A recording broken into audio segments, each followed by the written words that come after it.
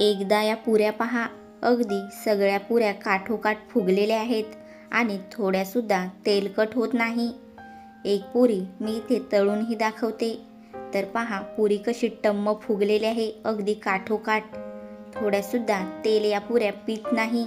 जर मी सांगितलेल्या या पद्धतीने तुम्ही पुऱ्या बनवल्या, एक पुरी मी तुम्हाला इथे तोडूनही दाखवते. तर इथे बघू शकता पुरी कशी टम्म फुगलेली आहे आणि पुरीने थोडंसुद्धा तेल पिलेलं नाही. मी सांगितलेल्या या पद्धतीने जर तुम्ही पुऱ्या बनवल्या तर सगळ्या पुऱ्या अगदी टम्म फुगतील आणि थोडंसुद्धा तेल पित नाही.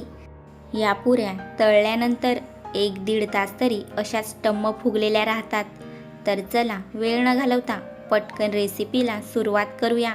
त्याआधी तुम्ही या चॅनलवरती पहिल्यांदाच आले असाल तर नक्की या चॅनलला सबस्क्राईब करा आणि बेल आयकन दाबायला विसरू नका, जेणेकरून माझ्या नवीन रेसिपींचे नोटिफिकेशन तुम्हाला मिळत राहतील. तर चला पटकन रेसिपीला सुरुवात करूया. एका वाटीने मोजून 2 वाट्या गव्हाचं पीठ घेऊ.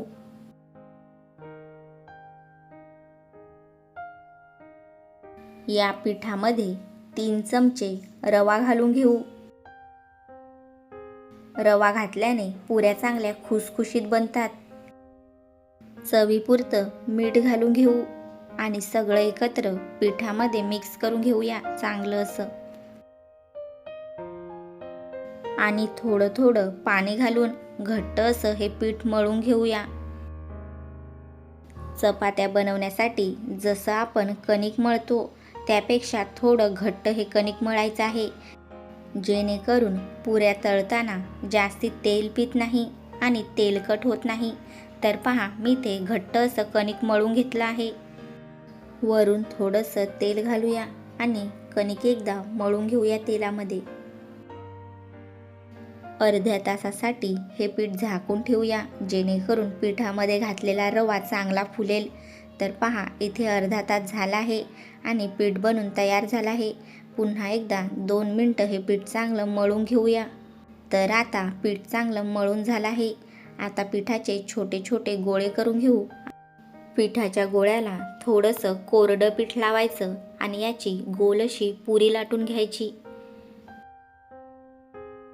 या पद्धतीने जर तुम्ही पुऱ्या बनवल्या तर पुऱ्या अगदी टम्म फुलतात आणि थोडंसुद्धा तेल पित नाही. पुऱ्या बिलकुल तेलकट होत नाही. तर पहा मी सगळ्या पुऱ्या आता लाटून घेतल्या आहेत. आता या पुऱ्या तळून घेऊया. तेल चांगलं कडकडीत असं गरम झालं आहे.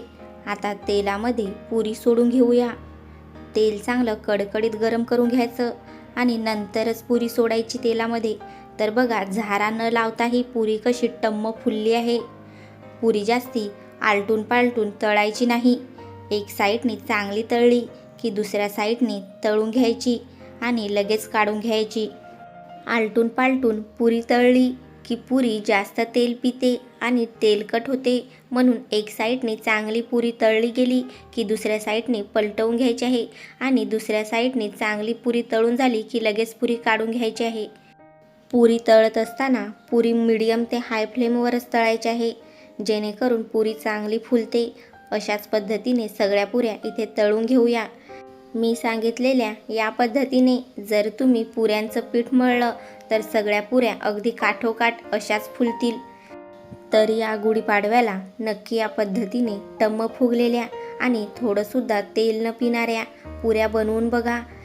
आणि जर या टम्म फुगलेल्या पुऱ्यांसोबत तुम्हाला मलाईदार असं श्रीखंड बनवायचं असेल तर मी या चॅनलवरती श्रीखंडाची ही रेसिपी अपलोड केली आहे, ती नक्की जाऊन बघा. आणि तुम्हाला माझी ही रेसिपी कशी वाटली मला नक्की कमेंट करून सांगा. आणि जर तुम्हाला माझी ही रेसिपी आवडली असेल तर नक्की माझ्या चॅनलला सबस्क्राईब करा आणि बेल आयकन दाबायला विसरू नका, जेणेकरून माझ्या नवीन रेसिपींचे नोटिफिकेशन तुम्हाला मिळत राहतील.